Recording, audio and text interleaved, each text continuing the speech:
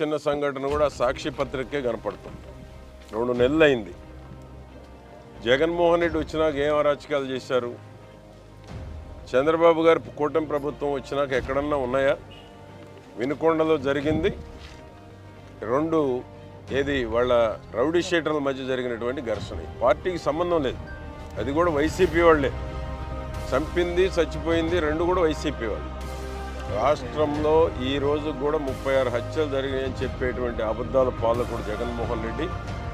36 ఎక్కడ చనిపోయారంటే ఇంతవరకు లిస్ట్ ఇవ్వాల. సిగ్గు కూడా లేదు జగన్మోహన్ రెడ్డి. ఓడిపోయామనేటువంటి బాధతోటి ఏదైనా మేము సాధ్యం అనుకుంటున్నాడు. ఎందుకంటే అధికార, అవినీతి, డబ్బు ఈరోజు జగన్మోహన్ రెడ్డి దగ్గర ఉంది. ఈ రాష్ట్రంలో ఎవరి దగ్గర లేనంత డబ్బు జగన్మోహన్ రెడ్డి దగ్గర ఉంది. ఎందుకంటే అవినీతి డబ్బులు. పేదవాడి రక్తాన్ని తాగాడు.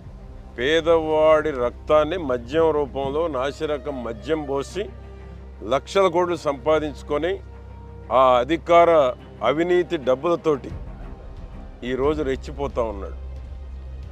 కనుకనే ఈరోజు రాష్ట్రం ఈరోజు కకావికలం చేసిపోయాడు 5 ఏళ్ళు.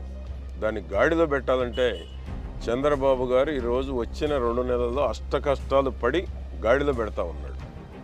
రాష్ట్రంలో బ్రహ్మాండంగా ఉన్నాయి శాంతి భద్రతలు. ఆ సాక్షి మీడియా, సాక్షి పత్రిక కనపడ్డట్టు ఎక్కడ కనపడటం లేదు. ప్రజలు కోరుకున్నటువంటి పాలనను అందిస్తూ ఉన్నారు. జగన్మోహన్ రెడ్డి ఇప్పుడైనా బెంగళూరులో ప్రశాంతంగా ఉంటే ఈ రాష్ట్రం ఇంకా ముందుకు పరిగెత్తేటువంటి అవకాశం ఉంది.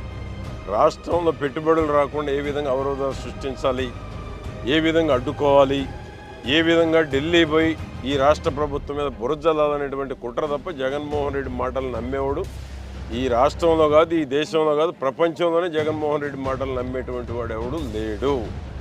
ఆయన ఇంకా ఏదైతే ఆ ఊహల్లో ఉన్నాడో ఇప్పటికైనా బయటకు వస్తే రాష్ట్రానికి చేసిన ద్రోహం ఒక్కసారి ఆయన నెమరు వేసుకుంటే ఈ రాష్ట్రానికి జన్మలకి చేయనటువంటి తప్పులన్నీ జగన్మోహన్ రెడ్డి చేశాడు.